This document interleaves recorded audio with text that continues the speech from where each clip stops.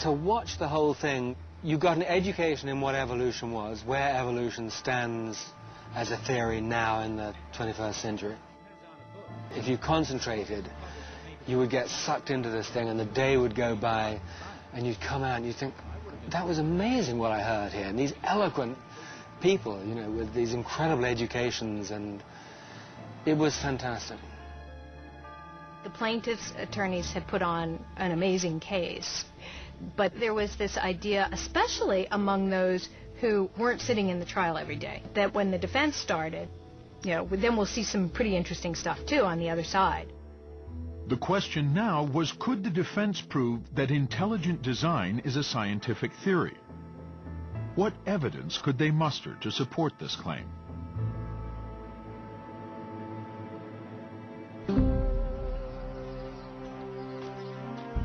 While the battle in federal court heated up, the atmosphere in Dover had gone from divisive to dangerous.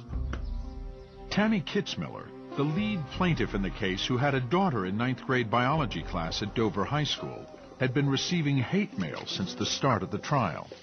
One letter was pretty disturbing. I think this was the one with the passage that the last sentence, especially, Madeline Murray was found murdered for taking prayer and Bible reading out of the schools, so watch out for a bullet. This was a letter that I made sure my lawyers got a copy of, and it was forwarded to the FBI. Anywhere you turned, we were getting attacked. I mean, the people in the community were attacking us in the newspapers. People in our own profession were attacking us, saying, you know, what are you guys doing in Dover? Why are you letting this happen? People in the community were calling us atheists, which was a bit offensive to two of us in the department because two of us happened to be sons and daughters of ministers. I fail to understand how teachers can call themselves Christians, go to church, talk about God, talk about Christ, and then go to school 5 days a week and talk about Darwin and teach it as if it's fact. Not a theory, but that's how it happened. I don't understand that. To me, that's talking out of both sides of your mouth. Having ignited much of the controversy that resulted in the lawsuit, Bill Buckingham had made a surprise announcement. Citing poor health and struggles with OxyContin as a result of surgery, he resigned from the school board and moved out of state. A school board election was only months away, and now 8 of the 9 seats would be up for grabs, putting intelligent design on trial in the voting booth as well as the courtroom. Dover science teacher Brian Ream, who had already moved on to another school system, had thrown his hat in the ring. I couldn't work for a board that was going to mandate we teach religious ideas in the science classroom.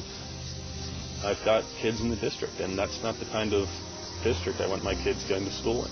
So the choice was either move the whole family or try and fix the district that we live in. We chose to fix it. But when he hit the campaign trail, Brian found himself again in the line of fire in the war on evolution. The problems that I ran into in the campaign, being out door to door, where people just wouldn't listen to you and they just automatically judged you in advance that you're this kind of person and we're good Christians, we'd never vote for you, and they slam the door in your face for getting their windows are open and call you an F and A-hole or tell you you're just a damn atheist. Every step I take, I'm taking you. You walk my way, Jesus. Every breath I take. For the Reams, this was particularly hurtful. Both are active in their church and run a summer Bible school program. We have a neighbor, actually, who was appointed to the school board and was in support of intelligent design. He was out campaigning and saying very negative things about our family, how we're atheists, and if you vote for those atheists, well then God's not going to be happy with you. We are members of the same body, serving the Lord.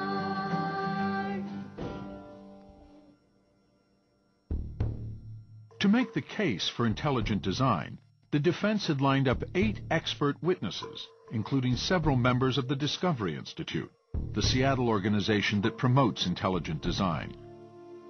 But of those 8 witnesses, 5 never testified. Witnesses started dropping like flies. We still haven't heard a complete explanation of why this happened, but there was some dispute going on between the Discovery Institute and the Thomas More Law Center over how the case would be run. Nova made repeated requests to interview members of the Discovery Institute to talk about this and other issues.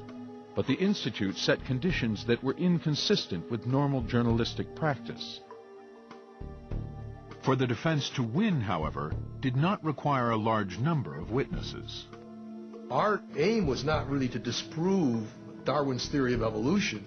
Our aim was to merely show that there are credible scientists who believe that the empirical data was supportive of intelligent design. That's all we had to show. It was our thinking, if they could prove that there was a scientific basis for intelligent design, that it would be possible that the court could conclude that there was a valid secular purpose for teaching intelligent design. I think everybody was waiting to see whether or not the intelligent design folks had a case. But by the time we finished presenting our case, I think it was pretty clear that everything rested on Michael Behe's testimony. A scientist and senior fellow at the Discovery Institute, Michael Behe is the author of the popular intelligent design book Darwin's Black Box, and dozens of papers unrelated to intelligent design published in peer-reviewed science journals. Behe refused multiple invitations from Nova to be interviewed for this program, though he went on record in the trial. Dr. Behe, what is your profession? I am a professor in the Department of Biological Sciences at Lehigh University in Bethlehem, Pennsylvania. And you're a biochemist? That's correct, yes. How long have you taught at the college level? For 23 years.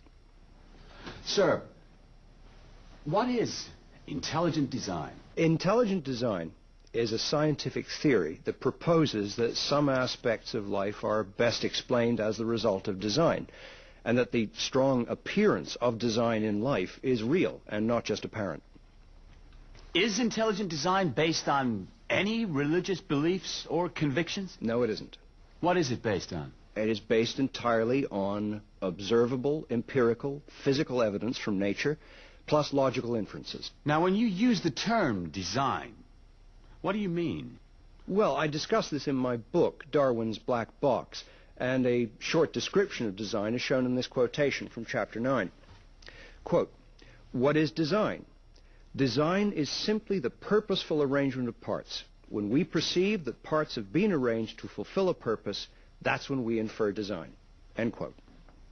Part of the defense strategy would be to show the judge examples of biological systems they claimed were too complex to have evolved by natural selection, and therefore must have been the product of a designer. Can you give us a biochemical example of design, Dr. Behe? Yes, that's on the next slide. I think the most visually striking example of design is something called the bacterial flagellum. Now, this is a figure of a bacterial flagellum taken from a textbook, which is widely used in colleges and universities around the country. The bacterial flagellum is quite literally an outboard motor that bacteria use to swim. And in order to accomplish that function, it has a number of parts which are ordered to that effect. Now, this part here, which is labeled the filament, is actually the propeller of the bacterial flagellum. The motor is actually a rotary motor. And most people who see this and have the function explained to them quickly realize that these parts are ordered for a purpose and therefore bespeak design. Under the microscope, bacteria powered by flagella seem almost acrobatic. They tumble, corkscrew, and pirouette, thanks to that whip-like filament. Driving this propeller is a tiny motor, part of a complex structure made of about 40 different kinds of proteins. The bacterial flagellum looks like a sort of Jules Verne notion of what the future looks like. It has a strange sort of mechanical quality to it, these sort of cogs and waving tails and stuff. And according to Behe, if any one of these parts is missing from the system, the motor can't function. Behe calls systems like this irreducibly complex, a term he coined. And he argues such systems could not have evolved naturally. The idea is that there are certain aspects of life, perhaps organisms or organs or even cells, that in a sense could only have come about as a whole.